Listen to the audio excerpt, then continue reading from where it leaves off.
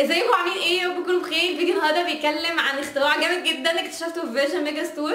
الاختراع ده هيخلي هدومك يعني ما تتوسخش ابدا لمده سنتين 3 سنين ولا حاجه. لو انت عايزه تشتري شوز او شنطه بيضه وخايفه ان هي تتوسخ بعد الاختراع ده، ما تقلقيش، انزلي اشتريها عشان هي مش هتتوسخ ابدا. وللناس اول ما تشوفني، انا عليا فيديو بلوجر، بعمل فيديوهات على الفيسبوك وعلى اليوتيوب، فعايز تنضمي لشلتنا بليز اعملي لايك لصفحه الفيسبوك وسبسكرايب لقناتي على اليوتيوب، ويلا بينا نبتدي.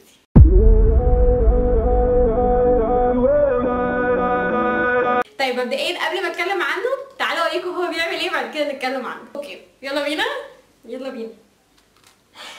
واو،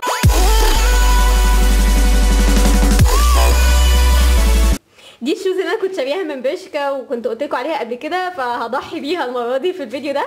حطيت عليها الماده اللي قلت لكم عليها، وهي الماتيريال يعني شموا، فشموا دايما بيمتص الحاجات.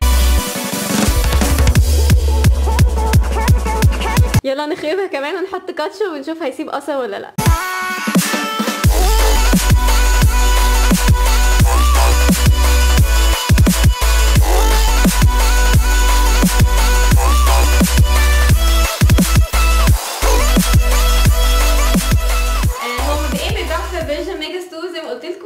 هو بيتباع ب 140 جنيه. اسم الشركه اللي عاملاه ده فلو تقريبا، يعني دي تكنولوجي اسمها نانو تكنولوجي. انا جايبه واحد للقطن وواحد للليزر. القطن اسمه اوب، يعني هكتب لكم اسمه بالظبط، والليزر اسمه زبت تقريبا. هكتب لكم يعني اسمهم على سكرين. اللي عاجبني فيه ان هو صناعه المانيه، وانا دايما بحب اقرا الانجريدينتس لان انا مش بحب اجرب اي حاجه ما اعرفهاش وخلاص عشان ما تاذينيش وكده. فاللي عجبني ان هم واخدين شهادات ومن مواد غير يعني مضره، مواد طبيعيه، فاللي هو بالتالي يعني 100% سيف.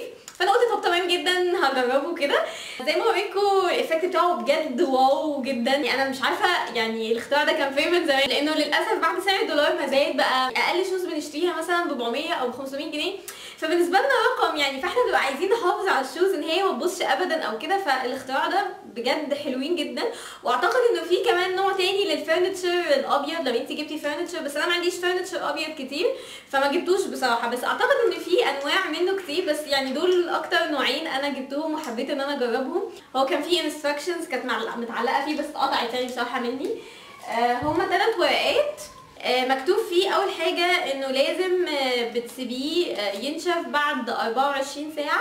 بصراحه علشان الشتاء انا ما نشفش معايا بعد 24 ساعه، فسبته 48 ساعه عشان ابقى متاكده ان هو ناشف 100% علشان يبقى تمام. باقي الانستراكشنز بتهيالي سهله يعني. هو اهم حاجه ان انت تسيبيها 24 ساعه، او يعني خلينا في السيف سايد خليها 48 ساعه. بجد الاختراع ده حلو جدا وهيريح دماغك في حوار الحاجات البيضاء وحاجات ان هدومك على طول بتتبقع او الكلام ده.